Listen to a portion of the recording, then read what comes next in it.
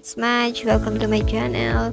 And for today's video, ituturo ko sa inyo kung paano mag-order sa GrabFood using your digital Fluxy or Fluxy voucher code for payment. So, kung bago ka lang sa aking channel, please do subscribe and click the notification bell for all updates of my vlog. First step, open natin yung Fluxy app. Then, makikita nyo yung amount or balance ng inyong card. Next step is, open nyo lang yung store. Then, hanapin nyo GrabFood. Then, click nyo lang yun. Once na maklik nyo na yung GrabFood, makikita nyo dyan yung mga amount ng gift vouchers. So, pipili lang kayo kung anong amount yung gagamitin nyo. So, ako, gagamitin ko yung 525.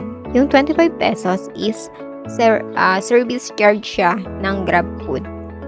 So, kapag nakapili na kayo, click nyo lang yung pay. Then, lalabas dyan is swipe to pay.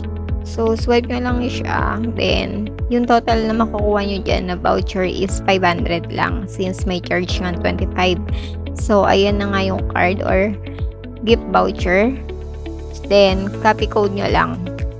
Once na makopy nyo na yung code, hanapin nyo na si Grab app. So, once nga na ma-open nyo na si Grab, hanapin nyo lang yung food. Tapos, hanapin nyo lang yung restaurant na orderan nyo. Since nagkikrave ako sa Chowking, wonton, and siomai, so, sa Chowking ako mag-order.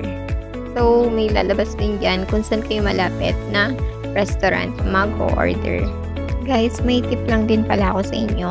Before kayo mag-swipe dyan sa inyong Fluxy, alamin nyo na yung total amount ng orderan nyo. Kasi, one time lang pwedeng gamitin tong voucher. Ako kasi, nag-add na ako ng orderin ko dito sa Chowking. Bali, kaya nga 500 yung kinuha ko. Kasi, alam ko na yung total amount ng babayaran ko. So, once na ma-add order nyo na lahat, click nyo lang yung basket and makikita nyo na yung total amount. So, yung total amount nga na dapat kong bayaran dyan is 605. Pero, since meron nga akong 500 voucher code, punta lang tayo dito sa use offers to get discounts. Then, i-paste nyo lang yung kinapin nyo na code, talabas na yung 500. So, 500 lang siya since meron ngang 25 charge doon sa Grab. And then, i-click nyo lang yung 500. May other voucher pa na pwedeng gamitin. I-add nyo na lang. Then, ginamit ko nga pala yung 60 off. Then, apply. So, dalawa na yung voucher ko. Kaya, magiging total niya is 45 pesos. Pero, dahil nga, meron tayong delivery option na priority, standard, and saver. So, ngayon ko nga lang din nalaman na yung delivery option. Kung hindi ka nagmamadali, doon ka na sa saver. So, yun ang pinili ko, guys. 35 pesos. So, magiging 21 pesos na lang yung total amount na babayaran ko. O, diba, guys? Ang laking tipid. By the way, yung delivery option na priority is kung gusto nyo talagang rush order, doon kayo. So, medyo mataas yung delivery fee niya. At yung standard naman is kung medyo hindi kayo talaga nagmamadali. At kung hindi naman talaga kayo nagmamadali sa order, dun kayo sa saver. And then, click na natin yung place order. And makikita nyo na yung total order nyo at yung status. So, processing na siya.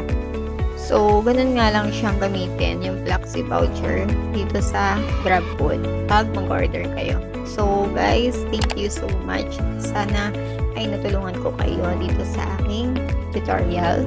By the way, lalagay ko rin dito yung vlog ko or easy tutorial ko nitong sa Click Wallet naman siya. Kung paano naman gamitin yung or mag-load dito sa Click Wallet using your Fluxy or voucher code. And guys, kung meron kayong mga suggestions or clarifications na gustong itanong sa akin, please comment below. Ayun lang. Thank you so much, guys. So, God bless.